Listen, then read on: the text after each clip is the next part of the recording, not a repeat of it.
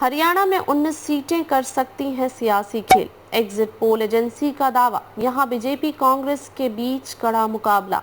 CM Saini बोले, इन्हें हम जीतेंगे। हरियाणा में 19 सीटें सियासी खेल कर सकती हैं।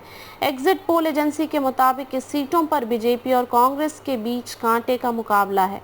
प्रदेश के कार्यवाहक सीएम नायब सैनी भी मान चुके हैं, कुछ सीटों पर कड़ा मुकाबला था। उनका कहना है कि ये सीटें हम जीत जाएंगे। हरियाणा की 90 सीटों पर 5 अक्टूबर को वोटिंग हुई थी। वोटों की गिनती 8 अक्टूबर को होगी। उससे पहले एग्जिट पोल्स जारी किए गए। पोल ऑफ पोल्स के मुताबिक हरियाणा के 12 सर्वे में कांग्रेस की सरकार बनती दिख रही है। पार्टी को 56 सीटें मिलने का अनुमान है। भाजपा बहुमत से काफी दूर 27 सीटों पर सिमट सकती है। प्रदेश में इस बार 67.90% वोटिंग हुई है, जो पिछले चुनाव से 0.02% कम है। 19 सीटों पर पेंच फंसा। सी वोटर के एग्जिट पोल के मुताबिक हरियाणा की 19 सीटों पर पेंच फंसा है। इन सीटों पर जीत का मार्जिन काफी कम दिख रहा है। ऐसे में ये सीटें किसी भी पार्टी के खाते में जा सकती हैं।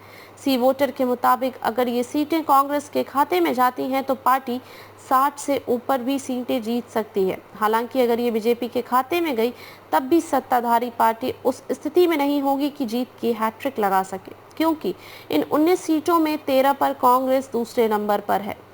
सीएम ने माना, कुछ सीटों पर था कड़ा मुकाबला। कार्यवाहक सीएम नायब सैनी ने रविवार को पंचकुला में प्रेस कॉन्फ्रेंस के दौरान सभी एग्जिट पोल गलत बताए। उन्होंने कहा कि इस बार भी हरियाणा में बीजेपी पूर्ण बहुमत की सरकार बनाने जा रही है।